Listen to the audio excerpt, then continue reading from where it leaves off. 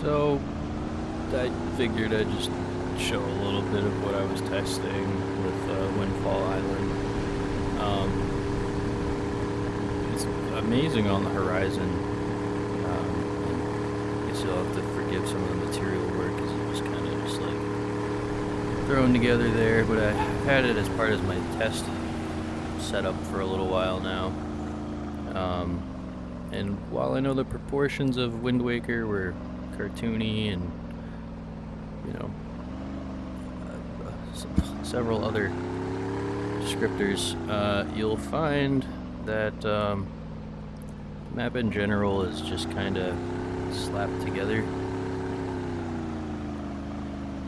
Yeah, probably should have just started this video on the island. But anyway, I'm on Beetle's shop ship here.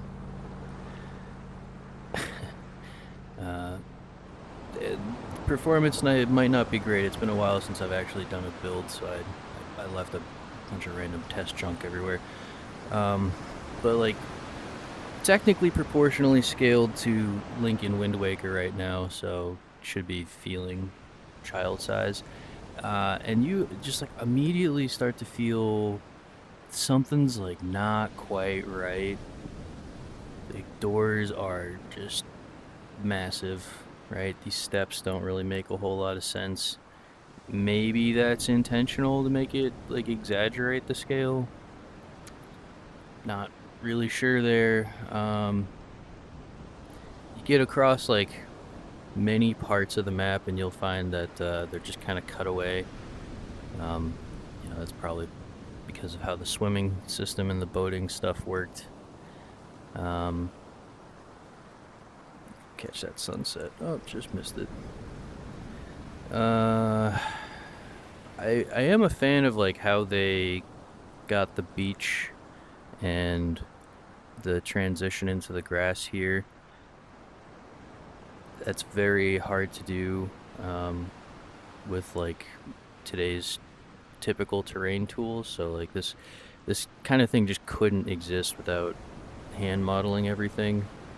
And that has made me come to appreciate going back to those roots. So I've been trying to figure out how to mix that together properly with more traditional procedural or like noise-based terrain things. Yeah, these steps are still massive. The railings kind of feel massive. Like just can't. Like, Link's short, but he's not that short. It's a little odd. Like, from the third-person perspective, it looks fine and makes sense, but when you're actually in it, it just doesn't really make a lot of sense. And I would like to figure out a way to keep that tooniness in that sort of first-person perspective, but it just, yeah, it's just not quite right. Granted, like, I think the building sizes feel fine, and, you know, with how much is hidden on this map and how much you can interact with, yeah, I do think it's a really great hub spot. I wish more of the Wind Waker maps had this much content going on. Excuse my shitty low poly art. I did happen to bring in the Great Fish Isle, Outset Island, and I think I have the Tower of the Gods over there. Oh yeah, I got one of the North Fairy Islands, and then Tower of the Gods over there. I think that one holds up the best. It looks just so fantastic boating around. I tried kind of mimicking some sort of lighthouse effect. You get some aliasing and stuff, but yeah, I mean, at that point it's really just me talking about things I was playing around with. But it's like very hard to get a water line working properly with an ocean shader because of like how much it pokes through the map.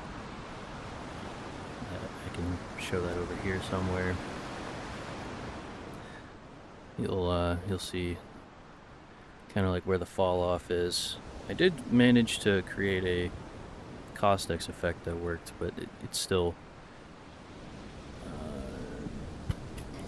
I might have some settings in here for my ocean. I don't think I do. Do I have yeah, I tried getting some of the rain stuff in here. I think I have lightning somewhere. Might not be tied to this skybox. Yeah, got the classic Wind Waker lines. Those look pretty cool when you're actually out on the ocean. But like this whole ocean does like everything, everything you'd expect an ocean to do, other than like interacting with objects, I guess. Like making splashes. It's probably just too much request. Or that could be just like too much for Unreal Engine. I don't know. At this point, like I'm already dipped out of Unreal. I'm already making my own engines. Just like it took so much just to get this performant. It's really like not a lot going on when you think about it. You got some basic opaque shaders. They're all instance, and then like the main thing is this ocean shader and underwater stuff going on. I had swimming at one point, but was having issues with like the physics, or the fake physics for the water and stuff. So I haven't gotten that back yet. I'm running into something already. Let's go check out Tower of the Gods. All these clouds are procedurally generated too. These it's like dynamic meshes in Unreal. I just want more out of this. I don't think this is like the full scale of what the Great Sea would be like in Wind Waker. I actually think that's a lot bigger, but I never really quite figured out the right way to like LOD that and chunk it up and world partition and stuff. So I really wanted to get multiplayer going.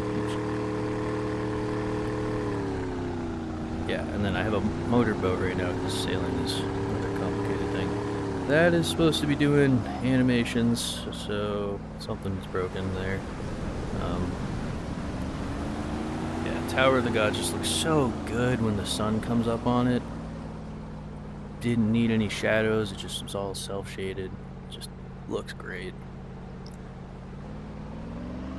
The sense of scale when you actually sail through it is phenomenal. And you probably could have just fit level design inside of that tower without actually having to do the sub-level loading. I would assume it's pretty good. It's like the maps aren't loading.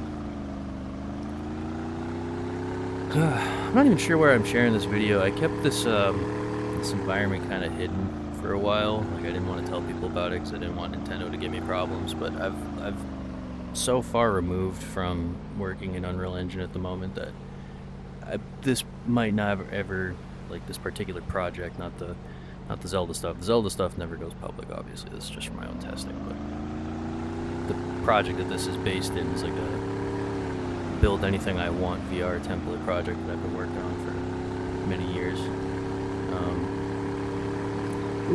Yeah, just with the way Unreal's going, I don't know if I'll ever end up actually using it for a project. So I don't know. I figured, based on the tweet that I'm going to be posting this to, it's just a good opportunity to talk about level design and stuff. Let's turn the rain back on.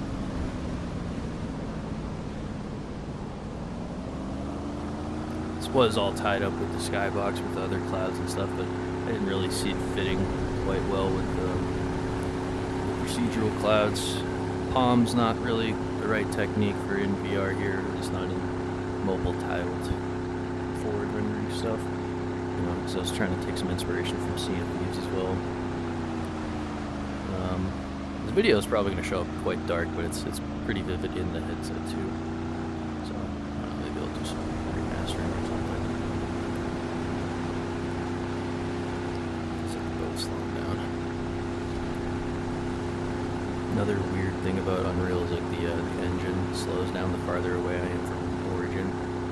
Couldn't tell you why. I looked over all the code, and it's not like floating point precision. It's just a thing.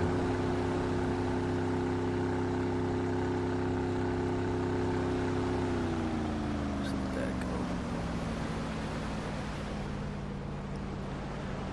Yeah, I imagine this would be pretty great with some friends. Co-op questing. I wouldn't really do PvP, it'd be like a PvE, like just co-op story, open world stuff. I wanted to get something kind of between Ocarina of Time, Wind Waker, Twilight Princess, Skyward Sword, etc. Those are really the golden age for Zeldas.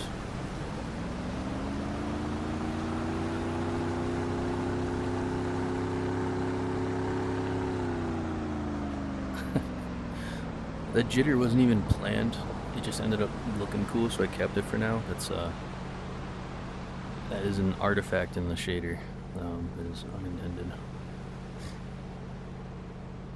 So there's supposed to be, like, I can't actually press the button right now. I have that disabled, but this actually fires like a grappling hook and then tethers the boat to the island.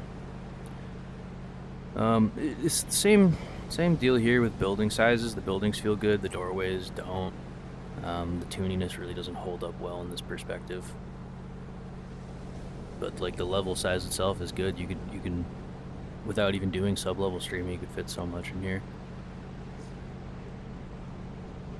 I guess we'll go to Greyfish Isle and then just like wrap it up.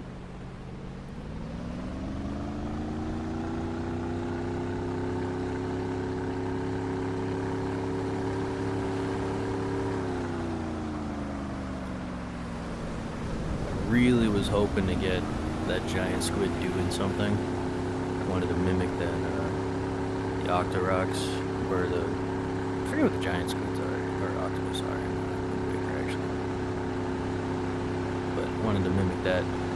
That thing's supposed to be playing a bunch of animations waving its tentacles around, but at some point Unreal Engine broke some stuff with skeletal mesh rendering, and then there was like some fixes and not fixes. It's just like every 3 months, maybe even less, it's just like always something breaking.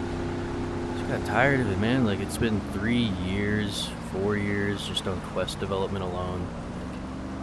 Like, kept having to scrap and rework or dig so deep into modifying the engine that at some point I eventually was just like, I might as well just write my own engine. And so far that's been easier somehow. Still gonna take a lot of time. See where VR gets at that point. See where the game industry gets at that point. The whole thing's kind of not in a great spot right now. Can I make that?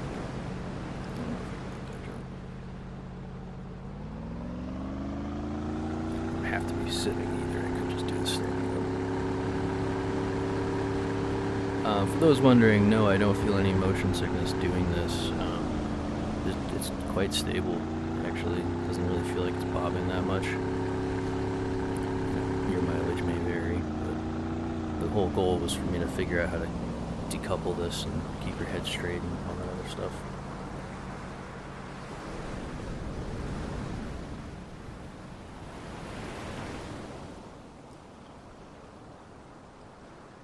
Man,